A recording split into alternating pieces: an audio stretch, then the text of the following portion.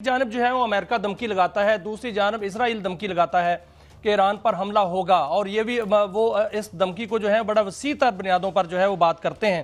دوسری جانب خبریں یہ بھی آ رہی ہیں کہ اسرائیل اتنا خوف زدہ ہے کہ وہاں پر نیتن یاہو جو ہیں وہ نظر نہیں آ رہے، غائب ہو گئے ہیں۔ کیا ایسی صورت میں اگر کوئی حملہ ہوتا ہے تو ایران کے پاس کوئی سرپرائز بھی ہے دینے کو کہ وہ سرپرائز دے سکتا ہے؟ سب سے پہلی بات تو یہ جی کہ امریکہ شاید خود سے حملہ نہ کرے، اس کی انسٹیگیشن یا اس کے پیچھے جو ساری ایفرٹ ہے وہ اسرائیل کی ہوگی، اور اسرائیل چاہے گا کہ وہ کس طرح حملہ کر دیں، کیونکہ انڈائریکٹ فائدہ اسرائیل کو ہے، امریکہ کو خواہ نقصان اٹھانا پڑے،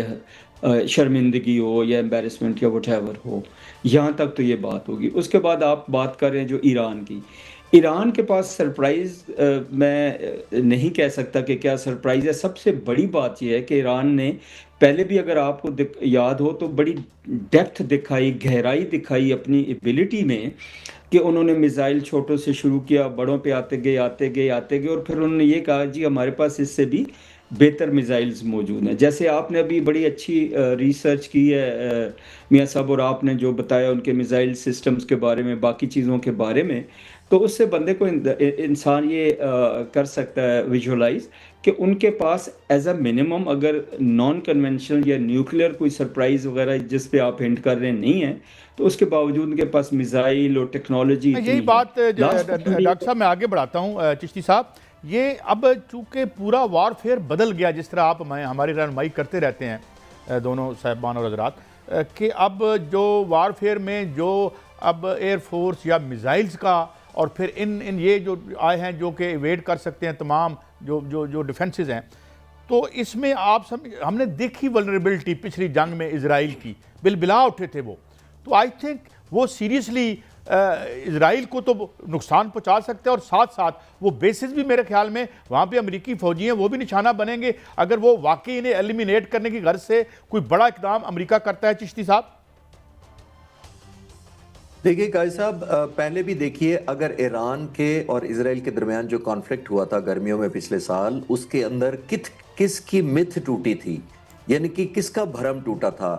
اسرائیل کا یا ایران کا؟ میرا خیال ہے اسرائیل کا ٹوٹا تھا، وہ اس لیے کہ ہم نے کہا تھا یہ آئرن ڈوم ہے، امپریگنیبل ہے، امپیچبل ہے، یہ تو پینیٹریٹ ہو ہی نہیں سکتا، دنیا کا سب سے بڑا air defence, arrow sling, arrow 2، iron dome, THAAD missile, جتنے میزائل دنیا میں جو بیسٹ ٹیکنالوجی آپشن تھی وہ ساری کی ساری اسرائیل میں ڈپلائڈ تھی۔ سوچا یہ جا رہا تھا یا پرسیو کیا جا رہا تھا کہ اسرائیل سے زیادہ تو ویل ڈیفینڈڈ کنٹری شاید امریکہ خود بھی نہیں ہے، کیونکہ ایران کی نسبت وہ 30 گنا چھوٹا تھا، پاکستان سے 70 گنا چھوٹا، ایران سے 70 گنا چھوٹا ہے، پاکستان سے 30 گنا چھوٹا ہے۔ اتنا چھوٹا ملک 70 گنا ایران سے چھوٹا ہونے کے باوجود جغرافیکلی وہ اپنے آپ کو ڈیفینڈ نہیں کر پایا تھا، اور اس کی وجہ یہ تھی کہ جب سے اسرائیل بنا ہے پچھلے 78 سالوں میں، امریکہ نے سب سے زیادہ اگر کسی ملک کو ایڈ دیا ہے 78 سالوں میں، $265 بلین کی، وہ ہے اسرائیل، اور نمبر 2 اگر کوئی کنٹری ہے وہ ہے ایجپٹ، اور وہ ہے 50 بلین، 265 ورسز 50۔ تو میں کہنا یہ چاہ رہا ہوں کہ ہم نے یہ بھرم ٹوٹتے دیکھا کہ 260 بلین بھی اڑ گیا، آئرن ڈوم اور سلنگ اور ایرو سارے میزائل بھی ٹوٹ گئے، اور وہاں پینیٹریٹ ہو گیا، 5-7 دن تک ڈپلومیٹس تک کو بنکرز کے اندر رہنا پڑا، انسیکیورٹی ہو گئی۔ تو میں کہنا یہ چاہ رہا ہوں کہ پہلے بھی جو بھرم دونوں ملکوں سے اگر کمپیریٹیولی دیکھا جائے تو اسرائیل کا وہ خوف ختم ہوا کہ کوئی پینیٹریٹ نہیں کر سکتا۔ چشتی صاحب میں ایک اور معاملے کی طرف جو ہے وہ آپ کی توجہ دلانا چاہتا ہوں۔ انڈین میڈیا جو ہے بڑا واویلا کر رہا ہے کہ پاکستان JF تھنڈر جو ہے وہ مختلف ممالک کو جو ہے وہ بیچنے جا رہا ہے، برآمد کرنے جا رہا ہے، دوسری جانب وہ یہ کہہ رہا ہے کہ 100 کے قریب J-35 پاکستان کو ملنے جا رہے ہیں۔ اور ایک اور پہلو سے بھی بات کروں گا کہ جو بھارت کا ایک سازشی اور جو ایک مایوس شخص اجیت دوول، وہ اس نے بیان دیا ہے کہ تاریخ کا بدلہ لیں گے، تو ان کو تاریخ سے نابلد اس شخص کو یہ معلوم نہیں ہے کہ بدلہ لینا ہے تو پھر کیا افغانستان سے لوگے؟ اور دوسرا سر، وہاں کے بھارتی اداکار جو ہیں پرکاش راج، انہوں نے انکشاف کیا ہے کہ جو بھارتی سرکار ہے وہ نسل کشی کرنے جا رہی ہے، اس کی تیاری کر رہی ہے مسلمانوں کی اور وہاں قبائل کی۔ تو کیا اس طرح وہ تاریخ کا بدلہ لینا چاہ رہے ہیں؟ کیا دنیا اس پہ جاگے گی؟ تاریخ کی بات کرتے ہیں تو پہلے میں 80 سال پہلے ایک آپ کو بتا دیتا ہوں، 1946، پورے 80 سال ہو گئے آج، قائد اعظم محمد علی جناح نے کچھ مسلمانوں کو ایڈریس کرتے ہوئے جو پاکستان بننے کی مخالفت کر رہے تھے، یعنی جو بننے والا تھا ملک پاکستان، اس کی مخالفت کر رہے تھے، تو قائد اعظم نے انگریزی میں بڑی خوبصورت بات کہی تھی. انہوں نے کہا تھا جو مسلمان پاکستان بننے کی مخالفت کر رہے ہیں ان کی آنے والی نسلیں ہندوستان سے اپنی لائلٹی ثابت کرنے میں گزاریں گی. تو اب آپ خود دیکھ لیجئے کہ لائلٹی شاہ رخ خان ہو، چاہے اس کا آئی پی ایل ہو یا کچھ اور ہو، وہ پہلے اپنی لائلٹی ثابت کرتے ہیں پھر وہ آگے چلتے ہیں. نمبر 1. نمبر 2، اجیت دوول صاحب کی آپ بات کر رہے ہیں تو ایسے لوگوں کا کیا گلہ کیجئے جنہوں نے پچھلی وار ٹرافی ابھی لوگوں کو نہیں دکھائی.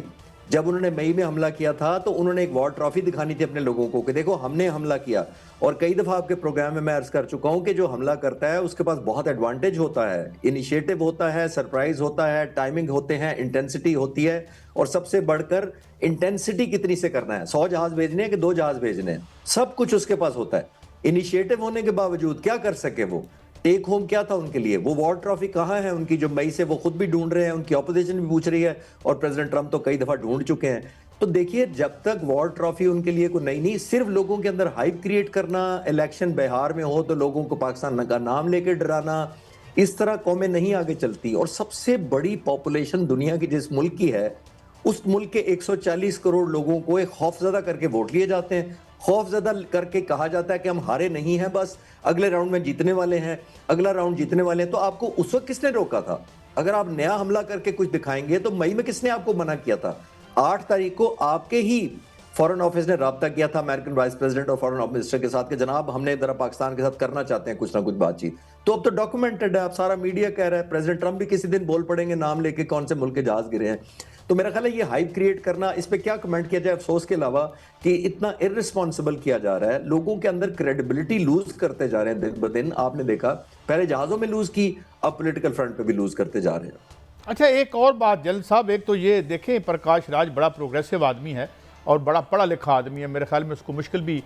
جو ہے وہاں کرنی پڑتی ہے. مگر میں جلد صاحب ایک اور آپ سے بات پوچھنا چاہوں گا. تو یہ آپ کو یاد ہوگا 90s میں بڑا پاپولر ہوا تھا، اور ہم تو ویسے ہی ہاتھ باندھ لینے جب ویسٹ سے کوئی تھیری آئے. فرانسس فوکویاما کا وہ تھا کیا اینڈ آف ہسٹری، پھر وہ جو دوسرا سرکاری CIA کا ملازم دانشور تھا سیمول ہنٹنگٹن، اس نے کہا جی نہیں جی لڑائی تو ہوئے گی مگر یہ تہذیبوں کے درمیان ہوگی. اب نیٹو کے اندر ہو رہی ہے، وہ جہاز جرمنی بھیج رہا ہے اور وہ ڈنمارک پہ حملہ کر کے قبضہ کر رہا ہے. تو یہ ساری تھیریز جو ہیں یہ خیر سے ہم بڑا ان کو ویلکم کرتے ہیں. ہمیں کیا ان کے بارے میں ذرا ری تھنک بھی نہیں کر لینا چاہیے جن صاحب؟ اور جو کانفلکٹ ہے، اور خاص طور پر کلاس کانفلکٹ کو پیچھے پھینکنے کے لیے یہ تھیریز بنوائی گئی تھی کہ جی اب کلاس کانفلکٹ نہیں ہوگی، وہ تو یورپ میں شروع ہوگی. یہاں لوگ میلن شاہ کے پیچھے فرانس میں لوگ نکل رہے ہیں، ہر جگہ لوگ بلا رہے ہیں. معیشت دوبارہ سے یو سی کہ world stage is set for the class conflict. General صاحب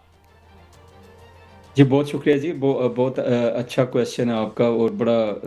گہرائی والا کویسچن ہے. سب سے پہلی بات یہ ہے کہ اینڈ آف ہسٹری اور کلیش آف سویلائزیشنز کی جو آپ نے بات کی، اینڈ آف ہسٹری میں تو انہوں نے کہہ دیا جی لبرلزم جیت گیا اور کمیونزم ہار گیا.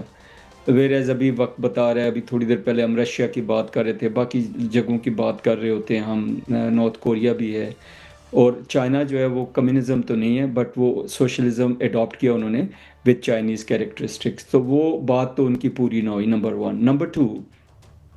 یہ ساری جو کتابیں لکھوائی گئیں اور اس کے بعد کا جو نالج ہے، ایون 1945 کے بعد جو کتابیں لکھوائی گئیں، سب کا ایک ہی مطلب تھا کہ جو ہم کہتے ہیں وہ صحیح ہے، جیسے ہم ہیں آپ ویسے ہو جائیں تو آپ پھر صحیح ہیں، ورنہ آپ ہم میں سے نہیں ہیں، some thing like that.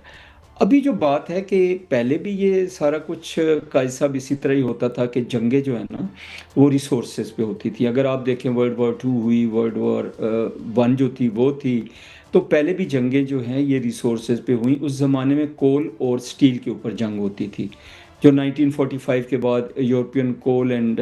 Steel community بنی تو پھر ختم ہوئی، پھر آہستہ آہستہ یہ ایشو بن گیا. تو ابھی بھی جو بیسک جنگ ہو رہی ہے اگر آپ غور کریں تو جہاں پہ کسی، وہ اردو میں کہتے ہیں نا، جہاں پہ وسائل ہیں وہاں پہ مسائل ہیں، یہ ساری جنگیں وہاں پہ ہو رہی ہیں. ٹرمپ صاحب بھی ادھر ہی جا رہے ہیں جہاں پہ ریسورسز ہیں، آئل ہے، منرلز ہیں، جو کرٹیکل منرلز ہیں اور یہ ساری چیزیں ہیں.